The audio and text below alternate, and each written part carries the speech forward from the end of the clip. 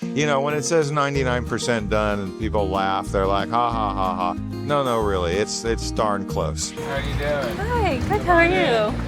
So there's no particular way to go. It's kind of a maze. Okay. So you're going to have to explore. However, there's a tire staircase in the yellow area that goes to the second story. There's another set of stairs by the refrigerator that goes to the third story. Got Bugby going on the table there if you're getting bugged. I've been living here since 1989. There's that first picture in the row there, 1979. That's a picture of me in Santa Fe, New Mexico when I was 16 with one of my first backyard sculptures. So I've been building sculptures in the backyard ever since I was a kid. It's just what I like to do. When I moved here in 89, there was nothing in the backyard. It was just a big lawn and the oak tree out back.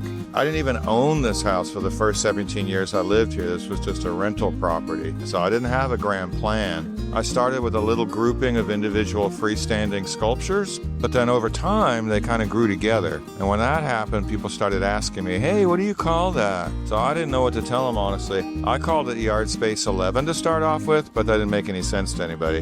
My mom started calling it the Cathedral of Junk, and then that stuck like glue.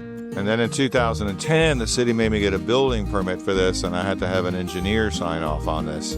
That's a whole nother big story. It's a real exercise in geometry, what I can fit in. There's a limit to what I can do because of the building permit. There's a height limit, there's setbacks from the property line, there's even a line in the sky they call a McMansion tent line, so it's limited.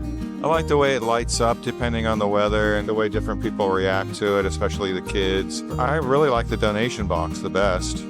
Because it's at my house, I'm not allowed to run it like a business and set hours. I show most Saturdays, but not every Saturday. I never do Sundays, and then other than that, I kind of mix it up which days I'm showing. So yeah, it's always best just to call ahead and make sure I'm here.